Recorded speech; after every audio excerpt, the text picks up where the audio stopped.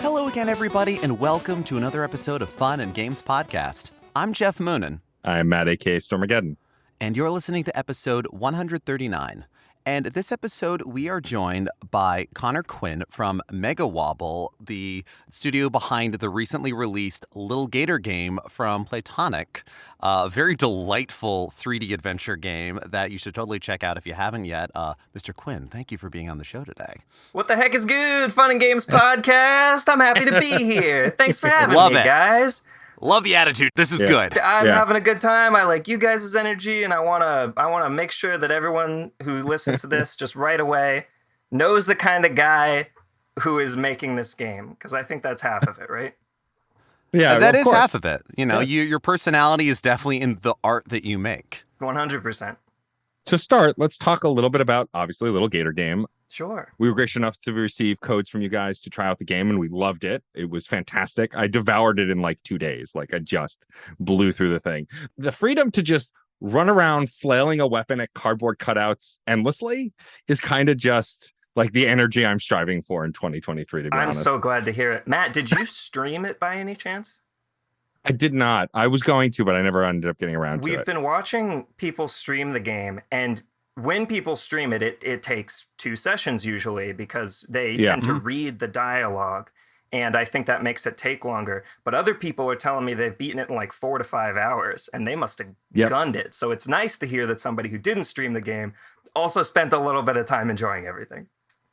Oh, yeah. No, there's something very fun about. There's been a lot of very cool takes on Zelda, I guess, is the best way of looking at it. Zelda didn't originate it, but a lot of times when you have that kind of, sword and shield and I'm going to find some things and have an adventure, it feels like, well, that's a Zelda, whatever it is. And there's something nice about all of the personalities of all of the characters in the game. There's something very... From the word go, it revels in the sense of play and exploration. I actually, in the first 20 minutes of playing the game, I teared up. Aww. Because it made me think of when I was growing up. I'm a little brother as well, much like the main character whom you get to name. And Scales, I suppose. And Scales, Lil Gator. Lil Gator, whatever it is. Call it what you call it. That's perfectly right. I named him Onion because that's what I always name it when I just have one character. Thank you. And it made me think of making up games with my older brother in the backyard, or exploring the forests near where I was growing up, or anything like that, as well as a small personal anecdote. On my 30th birthday, my spouse put together a live video game event for me. Whoa! We went to Governor's Island here in New York City, and a bunch of our friends, she put this all together, a spreadsheet, let everybody kind of pick what quest or challenge they wanted to be. And she was the princess that got kidnapped right at the beginning. My older brother was player 2 and filmed the whole thing. And we got to run around, and I had to solve puzzles and do sneaking missions and whatever it was that friends wanted to perform. And that same level of all of these friends and making all of these wonderful acquaintances and joys and games of, it's just cardboard or whatever else, but it's so much more than that. That's incredible. She was playing Big Sis that day, huh? Yeah, kind of. So getting all of that and remembering that, and that feeling of how necessary play is, no matter what your age, no matter what's going on in your life. And I also was, before Lil Gator game, I was playing Tunic, which also is a very Zelda-like game. But also, those Dark Souls challenge to the bosses. This doesn't have that, but that's not the point of it. The point of it is the joy. And it's in everything.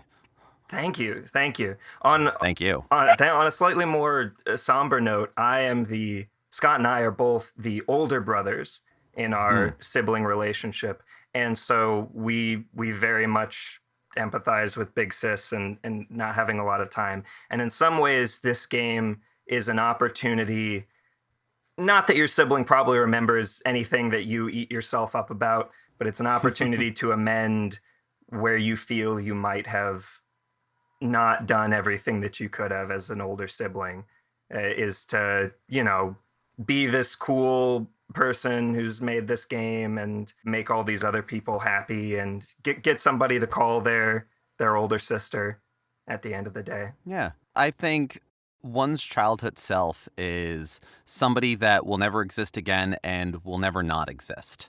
The relationship I have with my older brother now is vastly different than what it was when we were kids, far less adversarial. Yeah. And yeah, very much that sibling relationship of sometimes you're the most important person and other times I am going to powerbomb you kind of thing. And so, yeah, there's been plenty of times where my older brother and I have had talks of the things that ate us up from when we were kids and just, oh, I didn't notice that. Or, oh, I did. And now as an adult, I can understand that more. And I think that comes through. How about you, Matt? I mean, so my brother's 9 years older than me. So same age difference. I might as well have not existed as a kid. Like his friends loved me, but like I might as well have not existed to him. But now as adults and he has 2 kids and a dog and like he's mellowed, like we do get along a lot better now, and we're pretty close, but like we never had that like close sibling relationship when I was growing up. It's just because he was in college by the time I was old enough to actually be a functional human with sort of a brain. When you play Gator, then, I'm curious, do you feel the connection between your sibling that you had or one that you wish you had? Or either? So for this game, neither. Anyone who's a fan of the show knows I also do a Mass Effect podcast that's actually now pivoting to Dragon Age. But like the whole point of that show is that we put ourselves in Shepard's shoes or whatever character we're playing. Mm-hmm.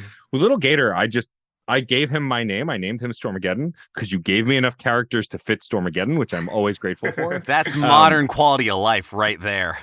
But like then once I named him that, while it's sort of me, mostly I'm playing a character who exists in a world who wants to impress their sister. I never thought of it as like my sibling. I thought of it as I'm controlling Gator who wants to impress his sister. Mm-hmm. And I think to talk about the narrative before we talk about the gameplay, I'm curious about how you form the story. Did you and Scott like kind of pull from truth? Did you kind of just write this as like, this is a fantasy we wish? Like, I'm curious how the narrative came together because beyond just the narrative itself, also the writing is very much, we love video games. Let's like the one I shared a screenshot about the everyone loves escort quests. Mm-hmm. Yeah, one. Or everyone loves a good fetch quest. They're the best. A good fetch quest. And I was like, this is a lie. They're peddling lies in this video. As soon as Martin says that line, you pick up on Martin's vibe about the whole thing. It works every time. Yeah, it works every time. But I'm curious, like, how did you pull this narrative together for the game? So just to speak to the timeline of this whole thing, Scott was the one who really started the project. Lil Gator is his brainchild, and the like earliest playable prototype that he put together from the game back when he was just coming off of like making itch.io mini games. Already Big Sis was there. Mm-hmm. The junk shop raccoon was there. Gator was like already the idea of your sis is busy. Let's have a silly little adventure and play with her was there. And later down the line, after he and his husband Robin were working on it together, did I come along and, remind them, hey guys, I'm an artist and I can do a logo and also I can handle social media. And then gradually I took on more and more responsibilities until I was a dev on the project. So most of the way that things went, and there are more exceptions the longer down the line you go, but was Scott had this idea of this is the story I want to communicate. I think for him, a lot of it was subconscious, the relationship between him and his brother coming through with these, I want to spend more time with you type characters.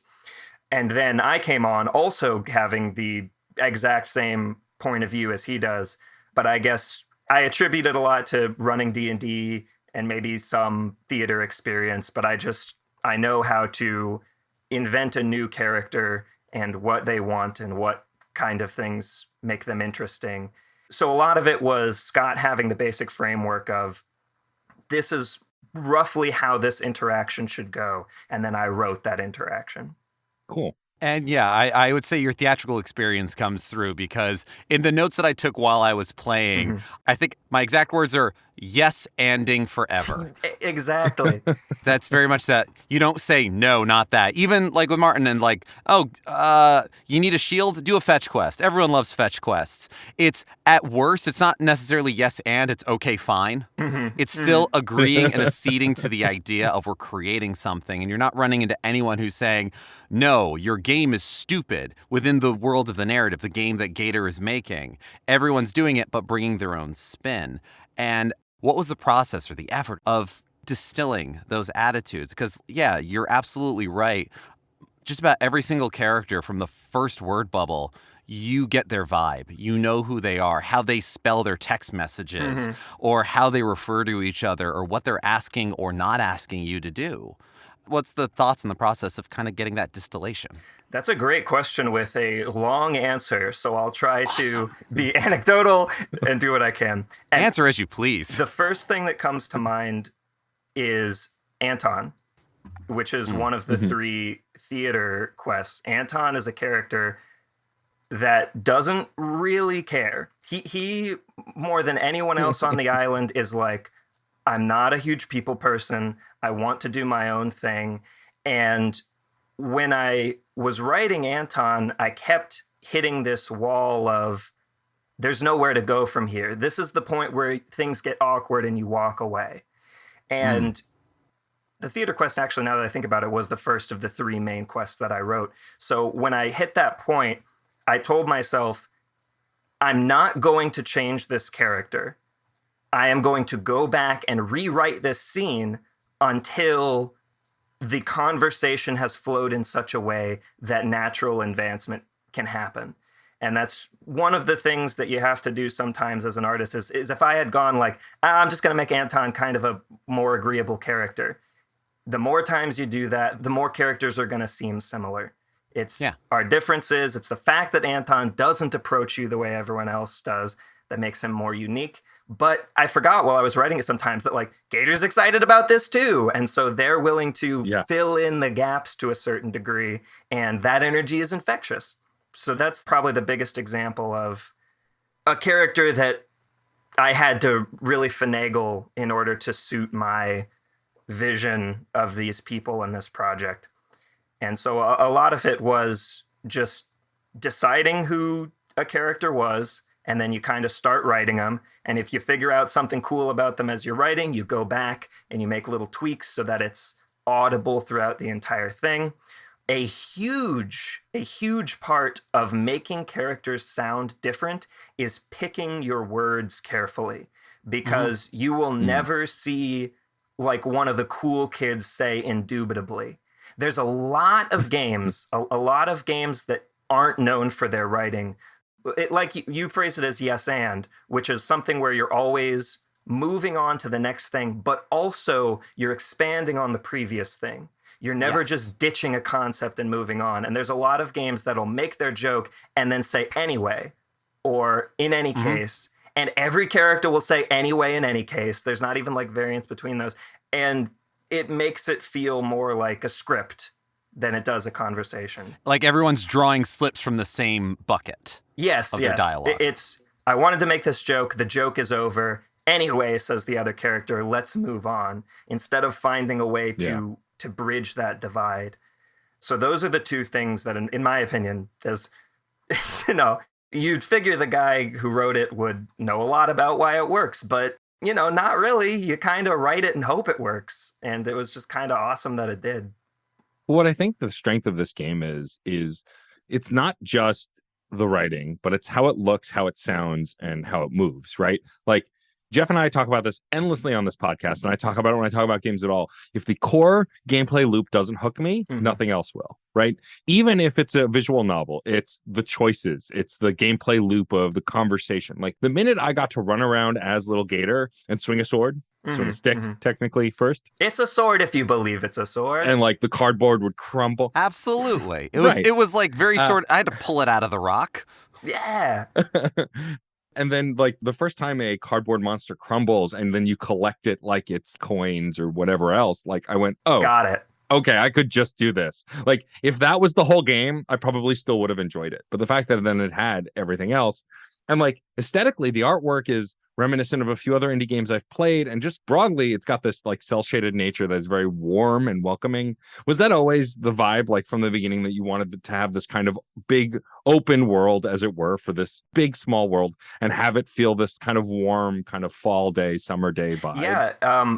Just to repeat what I said before, when I said that like the initial prototype of the game was very similar in many ways and story ways to how it exists now. Yeah, also Scott was pretty set from the beginning on an open world experience, lots of room to run around, low stakes kind of environment.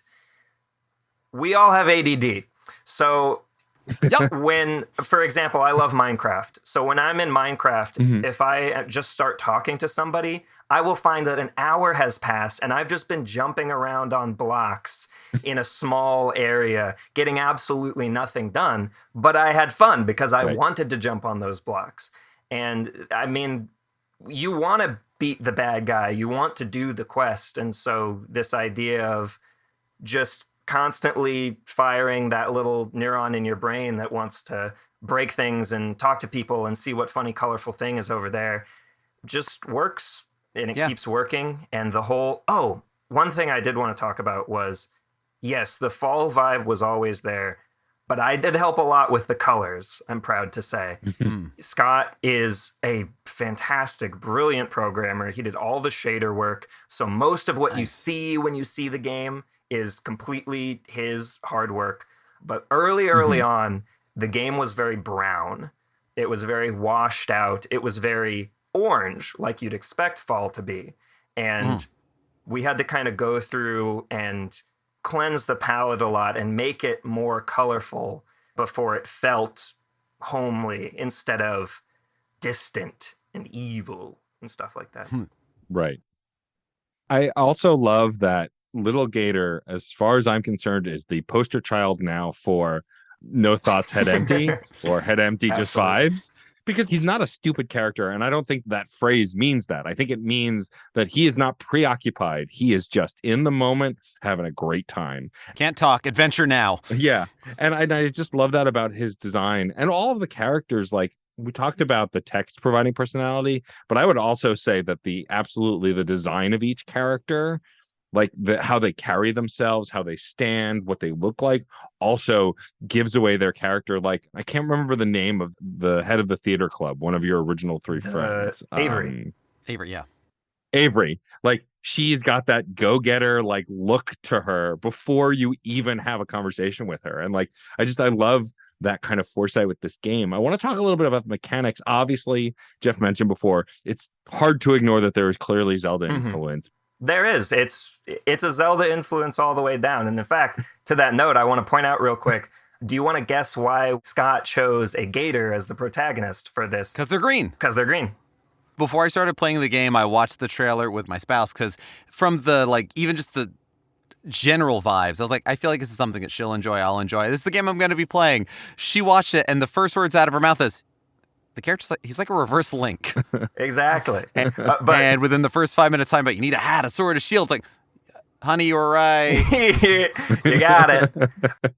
But what I was going to say was, like, it's obviously influenced by Zelda, but there's so much more here than just that. And I think it comes from not just the design, the cardboard cutouts, and the humor, but I think this kind of acceptance of once you knew the world you were in, anything goes, right? Like, clearly it was imagination based. Like, every time I saw a new cardboard monster, and their design was different or had like an eyeball in a different place, or like they were cockeyed. Like, there's one quest where someone is drawing bad cardboard monsters and you're trying to like psych them up. Like, I think leaning into that and the childhood joy is what really makes this game sing. I have to imagine also that was kind of Scott's vision from the beginning, right? This kind of innocence in this game, no dark, gritty realism, just vibes and fun and childhood joy. I think that in particular just came from what we like as people. It's one thing to say, oh, yes, it was the vision from the beginning to make it this beautiful, cozy little adventure. But really, you just kind of start making something that seems like fun, and before you know it, it's like, turns out I really like beautiful, cozy adventures. And That's fair. As far as enemy placement goes, one thing some people probably notice, every once in a while I'll see a streamer catch on to it, but most of the time you're just running around breaking the cardboards. but maybe on a second playthrough or something, all of the little cardboard creatures throughout the entire world, we kind of wanted to make scenes as if the kids were setting up things that were happening in each area. So if you slow down and don't break anything and look carefully, you'll see some really goofy stuff going on between all the enemies. I mean, everyone notices like, these ones are stacked on top of each other, but there's some other weird stuff going on too. I'll check this out. Love that. I'm curious. So you said you really love Minecraft, and honestly, who doesn't on some level, right? It's pretty ubiquitous at this point. But I'm curious where your gaming history comes from. Have you played games your whole life? What are some of your earliest games? I have to assume there is some Zelda love back there just by looking at this game. But where do you come from video game wise? Sure. So, I mean, way early back, I would have like typing games and stuff like that. The forerunner of my video game love probably came from Pajama Sam and a couple of other humongous titles. Fantastic game. Yeah. It's something that I actually went back and played during writing Gator Game, because it's one of those examples. SpongeBob is another great example of a piece of media that writes realistically and it's cute, and that's why everybody can love it. But what really got me started, what made me decide I wanted to be a game designer, was I was in a doctor's office back when people didn't really know much about ADHD, ADD. And I went to a special doctor to see if he could help out with it. And in the lobby of the doctor's office, there was a Game Boy Advance with Kirby, Nightmare, and Dreamland inside. And I could never get very far because I was in the lobby of a doctor's office. But that game is not like Pajama Sam. It's not like Zelda teaches typing. It is an adventure with mechanics they don't really tell you about, and places you can go, and powers that you can steal. Oh, I have notebooks upon notebooks of however old, 11-year-old me drawing like, oh, my character that can copy abilities that's so much different than Kirby. That was really the start of it. After that, it was mostly, I had an uncle who was really into Nintendo, and so just kind of like mooching off of his hand-me-downs, ended up playing, Pokemon Emerald, which is one of the first ones I bought for myself with my own money. I played Minish Cap, Legend of Zelda Minish Cap, which remains my favorite to this day. It's a good one. You're in good company. I always fight for that one. And I am like a Link Between Worlds purist because I loved Link to the Past, and Link Between Worlds was like the spiritual successor. But there's something about Minish Cap. I was like, it's Capcom. It's not just Nintendo. It's different, but yet still the same. I love that game. It's one of my favorite Zelda games. Link Between Worlds was a huge contender. I think that they did a lot of good stuff mechanically with that. But if I had the choice between, because there's always like an alt world in a Zelda game. Right. There's the place beyond the pale. And if I had to choose between Dark Evil Scary World and Be a Little Guy, it's Be a Little Guy every time. I mean, to be fair, I'm very much Oracle Games trash, and Subrosia is just a lot of fun. Like, it's there's lava and it's very dark, but they're all just little guys. Little Orco-looking guys. It's just like, I took your stuff. Give it back. Okay. I love the magnet in the Oracle series. That was one of the most interesting designs that didn't come back really that much later. Yeah, it was there was a lot that happened in those games. It was just funky. I mean, Minish Cap is a little bit of that. Hey, jump into a kangaroo. Why? Because he's a boxer. I don't know. Yeah, don't ask. This is Zelda. Don't ask questions. Just have fun. I also do want to point out, speaking of like different Zeldas and things, I loved very early on the moment, I think it's Avery that gives you the glider. That you got the sword, cool. You should get a glider too. Wait, what? Yeah, aren't there gliders in these games? I guess it's one of the later ones. Was that anyone in particular being like, having a commentary on Breath of the Wild, or just that was the funny way to give you a glider? I mean, you both of those things. When I said that, like, usually Scott would give me the broad idea and then I would clean it up, the tutorial or the little island at the beginning is where I did the least cleaning. Okay. That's where you're hearing more of Scott's voice than anywhere else in the game. That's fair. And he wanted there to be a glider. He's the one that made like the game design decisions about there's going to be a shield sled, there's going to be a glider. This is how climbing is going to feel. This is where the stamina bar is going to be on your screen. And so when he said like, Lil Gator's favorite Zelda game, or Legend of Hero game rather, just happens to be Scott's favorite Legend of Hero game, or well, second favorite, I think, that kind of thing. Yeah. Yeah. And definitely because of the order in which I did everything, it made it feel as though, Little Island is kind of the plateau in Breath of the Wild without being that. But it also, to change gears slightly, also, if I remember correctly, Little Island is pretty much the scope of what the original demo was. It's exactly the original demo. Yeah, almost to a T. I went back and I did a lot more dialogue passes to just make things feel nicer. And also to touch on something that you were talking about earlier in terms of the Little Island, now that we're talking about the demo. In the original demo, we were getting that done fast. We had a deadline for that, and we didn't have time to put in some of the things. I don't know how much I should talk about it, depending on if anybody's not spoiled listening to this We'll keep podcast. spoilers very light, I think. Right. So if you have played the demo, you will find that the introduction to the main game is a very different experience. And part of that was us trying to desperately explain the backstory between these two characters so we can get you into the game, because the most important moment is when you get control of Lil Gator and you start waddling around. And so we wanted that to come as early as possible and still get this information in. And so it evolved from being just a big text wall to what it is now. Scott did all the coding for this game, and I did a lot of the writing and directing and stuff like that, which means that a lot of the time I would write down something on a piece of paper like, this character looks sad after saying this line. And he'd be like, I don't have framework for that. So it was a big push, the fact that the characters are portrayed the way they are and can emote at the times they do in the dialogue, and especially have these specific cutscenes where the camera's jumping around and different characters are popping in and out. I feel like I've strayed from your question. What was your question, Geoff? Honestly, it was just talking about sort of the differences of demo to completed game, because it is sort of that self-contained portion with the way that the island is, but as you noted, it is both the same and very different.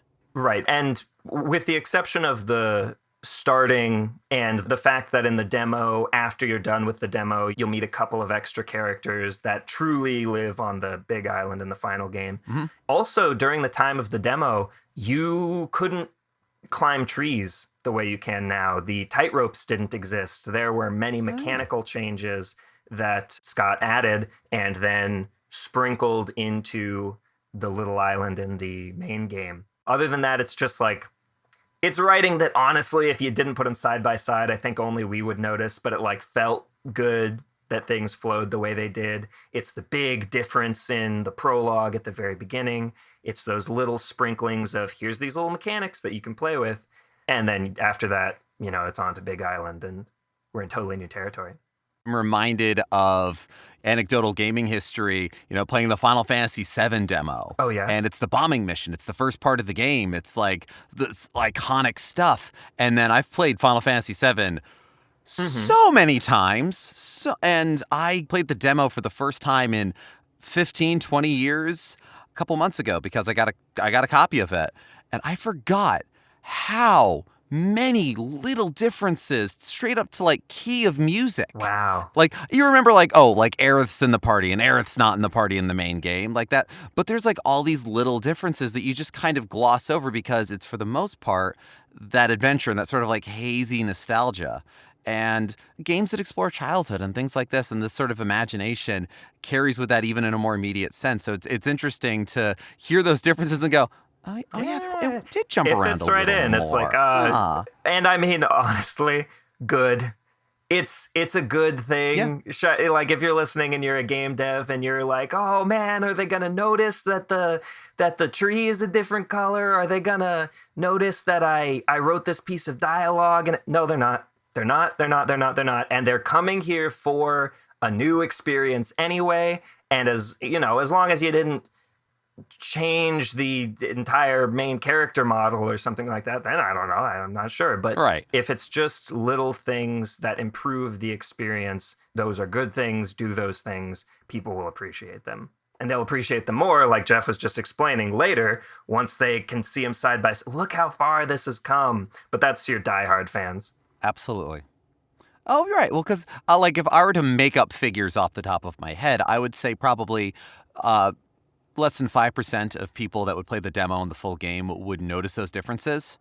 And 5% of those people or less would have any problem with that. And those people are going to have problems with things anyway.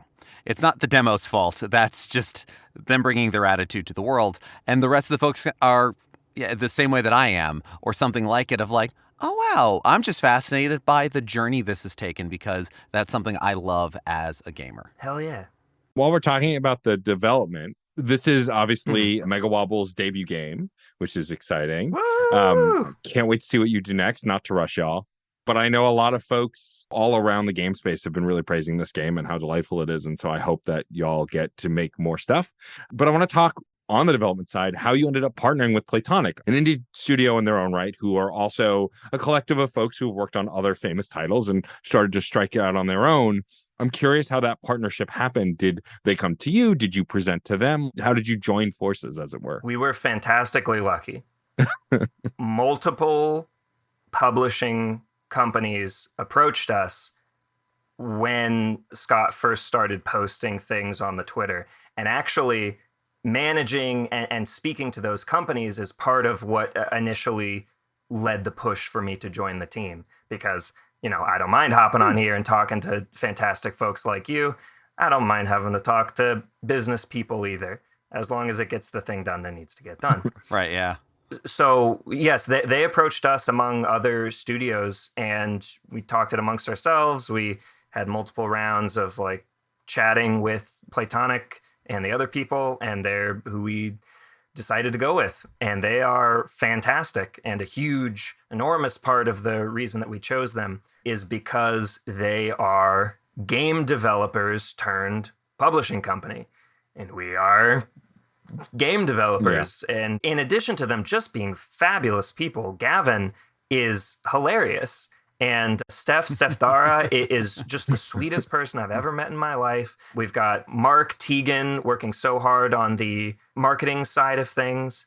I just want to actually go down the list here real quick because I love every opportunity. Danny joined recently as our like marketing coordinator. Harley and Jordan and Tim and Lee have been doing the work on playtesting and keeping everything in line. And there was a lot of bugs to QA. Simon has been very helpful on our consulting for Switch related stuff and making sure that things run properly. Running on Switch was a hugely important deal for Scott. There's something about playing this game on Switch that I was like, this is the perfect platform for this game. Like, I'm a handheld gamer. I've been my whole life. And so like sitting on my couch with my OLED in my hands, that just felt like the destiny of this game. Like it was meant to be on the Switch. I'm so glad. Yeah, we felt it fit right in. Playtonic was a huge part of why we were able to get in contact and put it on a Nintendo eShop so seamlessly.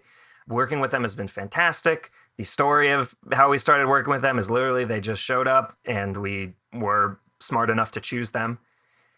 It's a huge, important thing to Scott. I have one sitting right next to me. We all have a Switch. We all enjoyed Nintendo games as youths.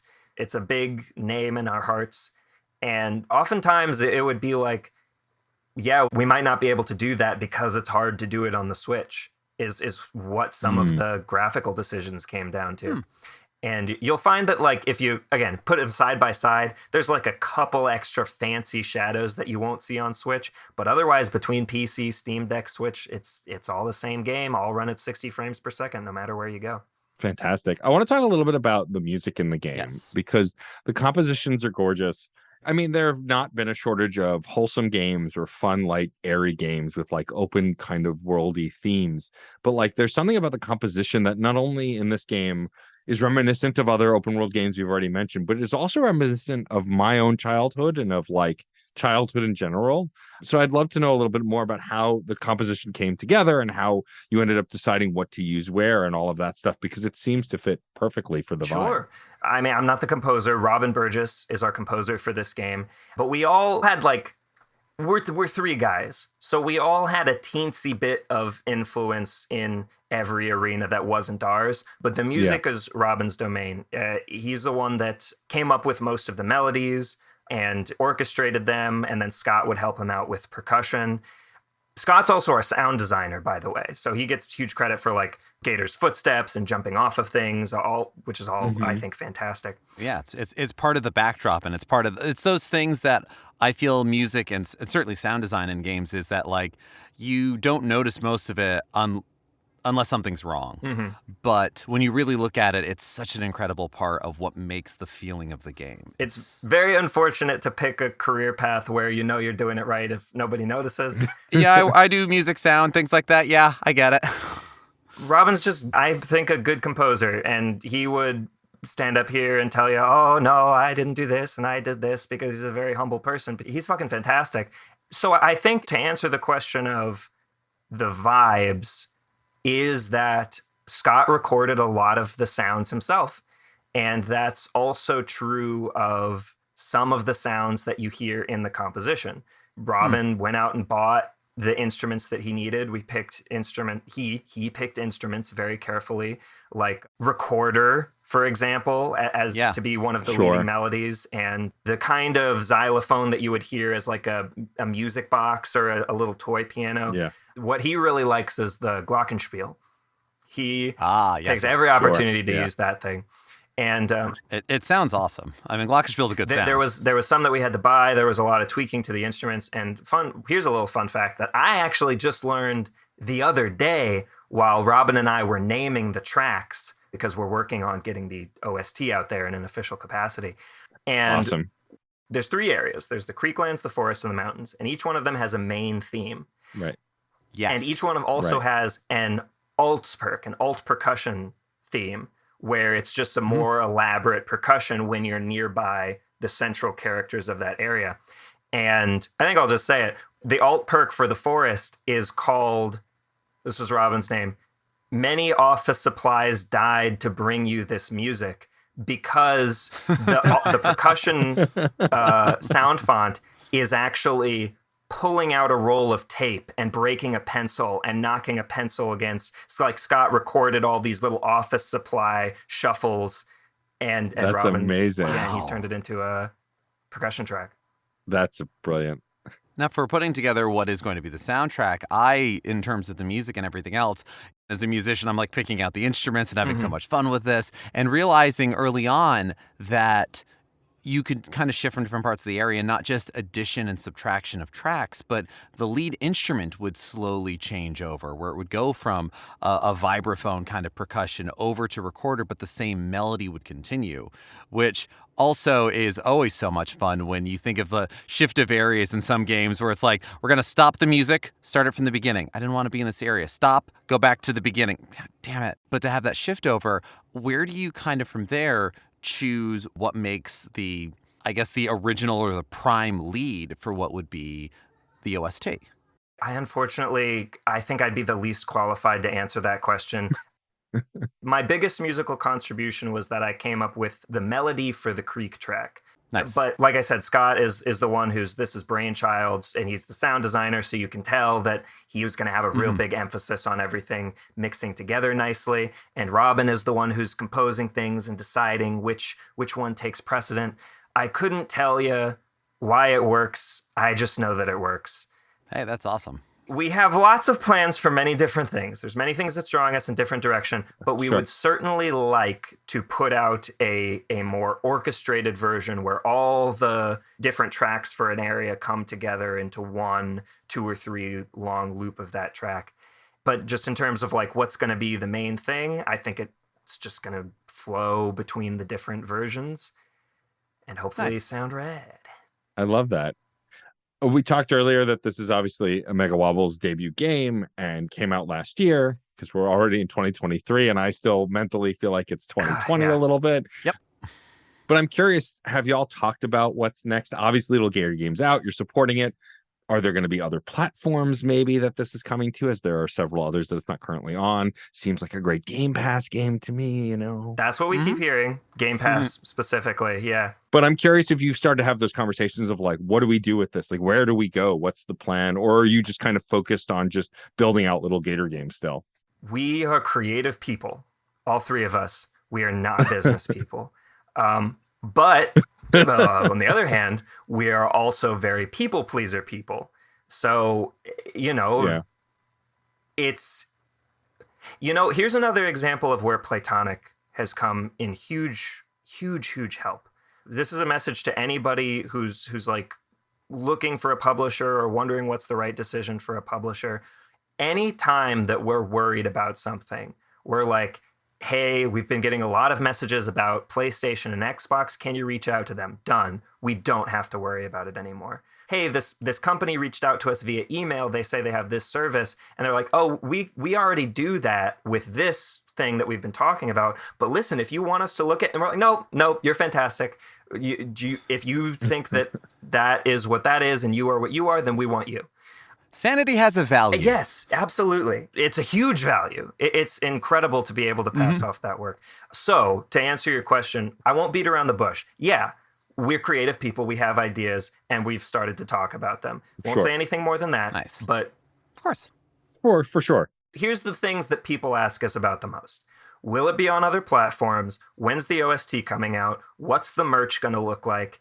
And of course, the questions about like DLC, what's the next game, blah, blah, blah. And the answer to all that is today is January 10th. We released, unfortunately, at maybe one of the most inopportune times for the gaming industry, because Nintendo just kind of like takes December off. They treat their workers very well in terms of like, apparently the whole game industry goes to sleep on like December 14th and wakes up again today. So we're getting back into it. We're talking, we're doing what we can and making sure that we know the questions that we're going to ask when everybody else wakes up. And yeah, I mean, of course we hope that people in other countries play the game. Of course we hope that if it sounds like it'll be good for the Game Pass, if that's where the money's at, then yeah, by all means, go ahead. But we're always going to be more excited about the real what comes next, the title what comes next. Right. And we'll just have to see. Yeah. That's awesome. I mean, you mentioned merch, and of course now my brain went, yeah, I'd love to own a little Gator. With changeable hats. With changeable hats. With changeable hats, right? Oh, that's my final question before we start to wrap up is, I know this is a hard question to answer, but I'm going to ask it anyway. Is there a favorite piece of gear, weapon, shield, hat? Like, do you have a favorite item? Because for me, the minute I got it, the magic wand, the princess wand, that was just perfect. That with like the most, like the cowboy hat, like as rugged as I can be, but with the princess wand, perfect, done. I mean, you know what? I can tell you my favorite character, but I haven't really thought about my favorite piece of gear. The gear I made a lot of. I made a lot of and modeled. The descriptions are a lot of fun. Thank you. I think I also like the Princess Wand. I'm just going to go through a couple of them, right? Princess Wand, easy pick. Sparkles, that was all. Like, basically, here's how things would go usually. I would go like, hey, Scott, here's a Princess Wand. One of the swords is going to be a Princess Wand. And I would take my hands off it. I didn't want to ask for too much. I would come back in the next few days, and that shit would be sparkly and pink, and I'd be like, hell yeah, Scott! And it's such a joy to work with those guys, just off the cuff. But anyway, off the top of my, I like the inner tube.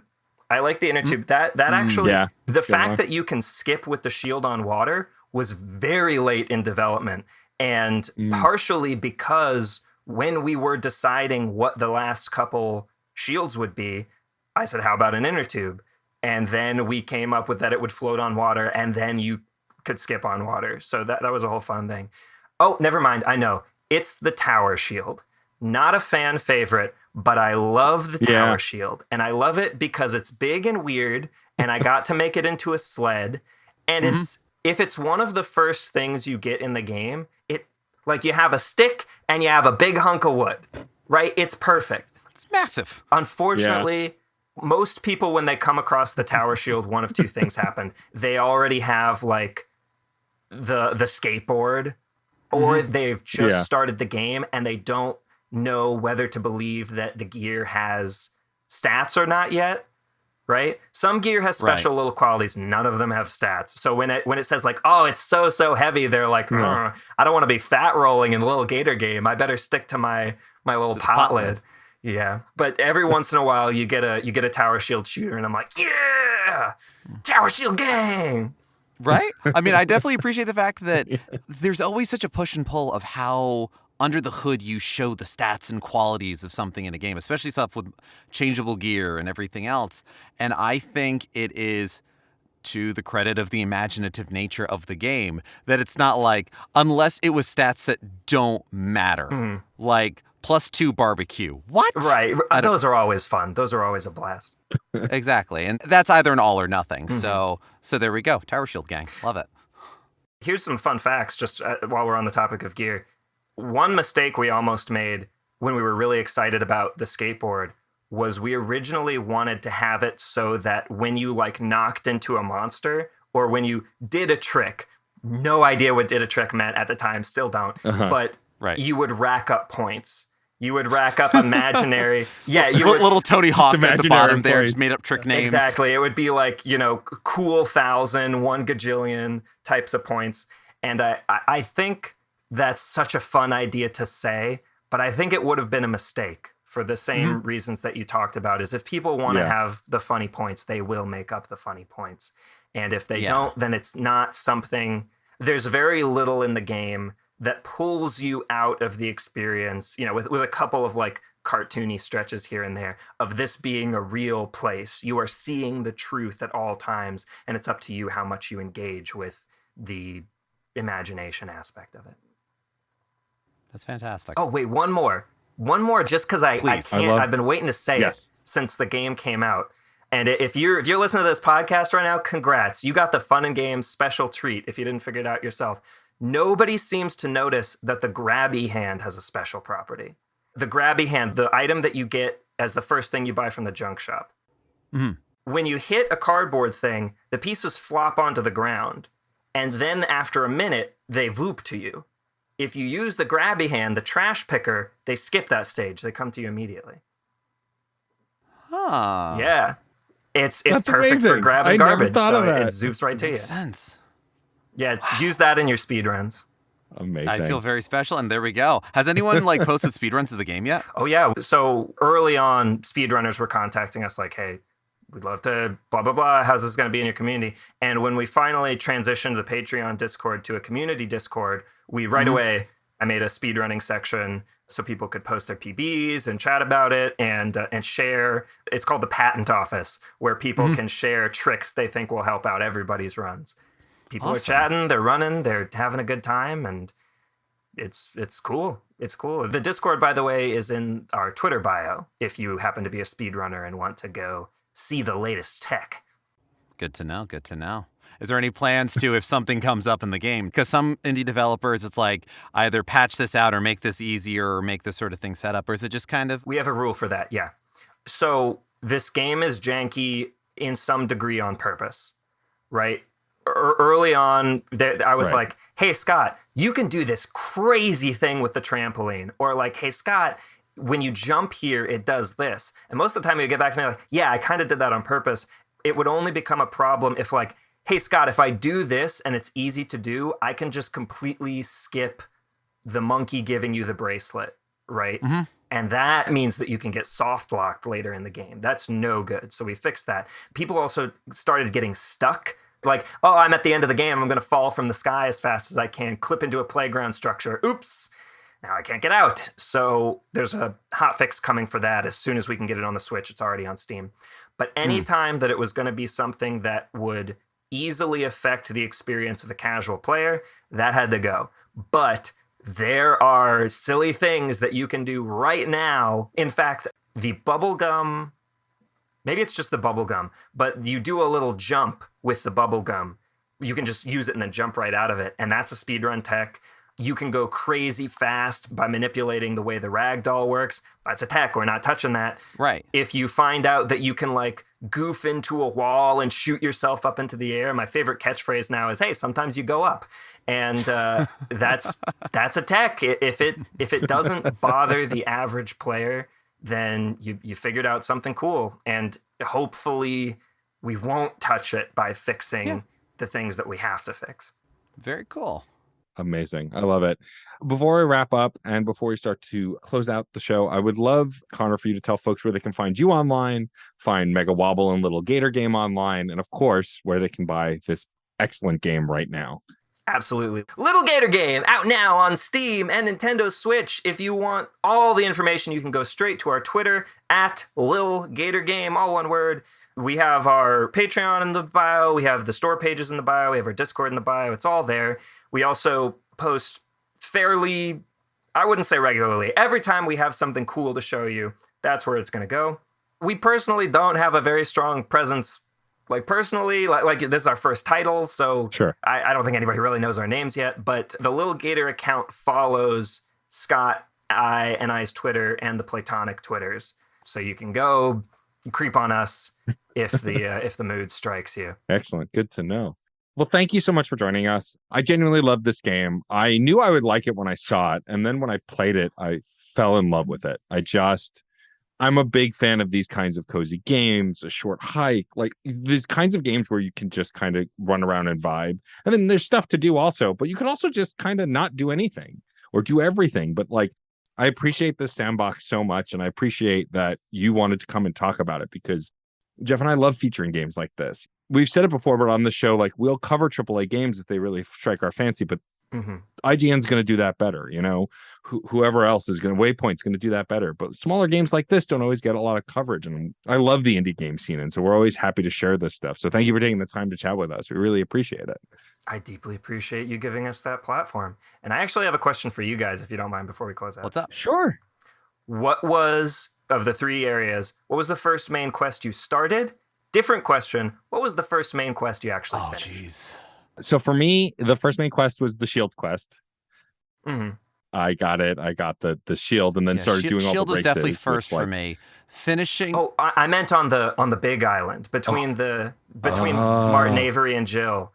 Because the reason I ask is because a lot of people will start, for example, the forest quest, start wandering away looking for the thing they're looking for, end up in a completely different place, start and finish that quest before they even make it back to the forest, which I always find hilarious. For me, it was Martin again. It was the turn the pumps back on quest. Like I started that, and then as I followed one of the pumps, I found the forest quest, and then I was like, oh, I can go catch a bug now. Wait, there are ninjas here. Like it was a mess. And then it might have been the last one I finished too, because then I started like once you find someone else, like, oh, I want to go talk to this person. I want to see what this is about.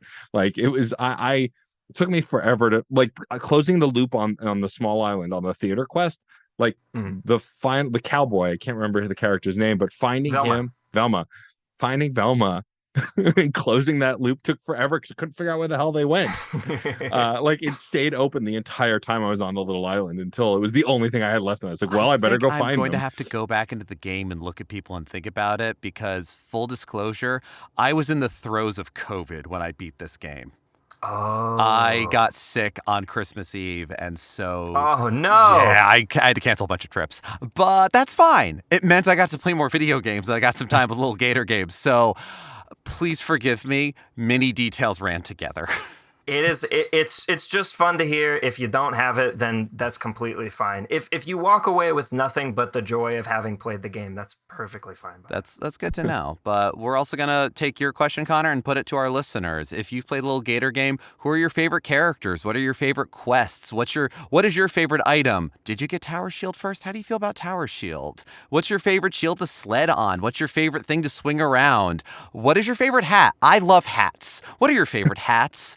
I mean, I got Slime Hat very early on, and it just made me very happy how bouncy it was when I wore it all the time. It was just... What hat do you wish there was? Ooh. I kind of want a Daft Punk helmet or something of that kind, like some kind of space helmet. How tall of a hat can you give me? Like a giraffe hat or like a dragon hat? Something that we're talking Dimmadome level. Who am I to impose upon your imagination? Even the more you do something, the taller the hat gets, and nothing says anything about it until some point you just go, how? What? How wearing all the crafting materials in the island on your head. Every time you collect a certain crafting material, it gets like a pixel or whatever taller, and it just has like one jiggle bone to it the whole time. So it's just like every time you stop, it's swaying for a full 3 seconds.